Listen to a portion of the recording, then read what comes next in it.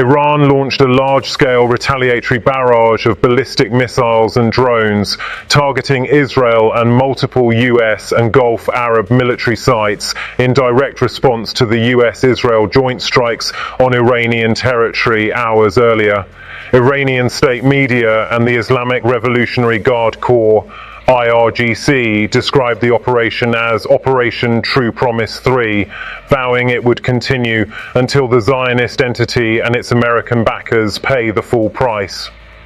The attack unfolded in waves. Sirens sounded across Israel from the Golan Heights to Eilat as over 200 ballistic missiles and dozens of Shahed-type drones crossed into Israeli airspace. The IDF reported that Iron Dome, David Sling and Arrow systems intercepted the majority, but several missiles penetrated defenses. A direct hit was confirmed on a residential building in Haifa's Kiryat Eliezer neighborhood, collapsing upper floors and causing fires. At least 14 people were killed, including children, and dozens injured, with search and rescue operations continuing under floodlights. Additional impacts were reported in Tel Aviv suburbs and near military bases in central Israel, though most caused limited structural damage. Simultaneously, Iran targeted US and allied sites across the Gulf.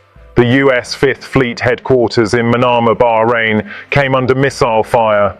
US Central Command confirmed interceptors downed several projectiles, but shrapnel caused minor damage and injuries to base personnel. In the UAE, Abu Dhabi reported casualties after missiles struck near Al Dhafra Air Base, a key US facility, and civilian areas. One luxury hotel on Dubai's Palm Jumeirah was hit and set ablaze, with thick black smoke visible across the city. Saudi Arabia, Kuwait and Qatar also reported incoming projectiles, most intercepted, but at least one missile struck a military site in eastern Saudi Arabia. Jordan activated its air defenses and downed several drones over its territory. Iran's leadership framed the barrage as a decisive and crushing answer to the US-Israel Operation Epic Fury strikes that targeted military, missile production and security infrastructure, including sites near Supreme Leader Ali Khamenei's office, and killed senior IRGC commanders. Tehran accused the US and Israel of aggression against sovereignty and warned that any further attacks would trigger even larger responses, including possible closure of the Strait of Hormuz. The initial wave has subsided, but Iranian officials say more launches are possible. Israel remains on high alert. The Home Front Command has kept the public in or near shelters. US forces across the region are at DEFCON, equivalent heightened readiness. Oil prices have spiked another 12 to 15% in after-hours trading on fears of supply disruption. Casualty figures are still rising.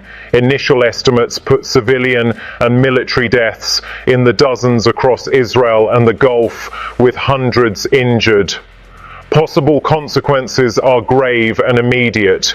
If Iran sustains multi-wave attacks or activates proxies, Houthis resuming Red Sea strikes, Iraqi militias targeting US bases, Hezbollah remnants in Lebanon, the conflict could spiral into a full regional war involving direct US combat.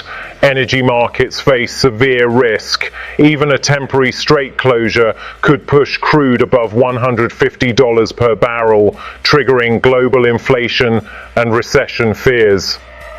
Diplomatically, any hope of nuclear de-escalation is dead. Russia and China have condemned the initial strikes and are likely to provide Iran with diplomatic cover and possibly advanced weaponry.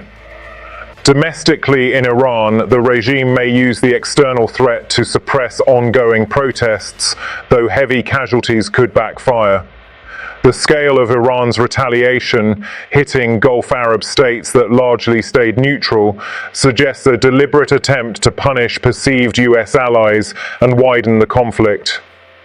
The hit on Dubai's Palm Jumeirah hotel, a high-profile civilian target, is especially provocative and could fracture Gulf support for US policy.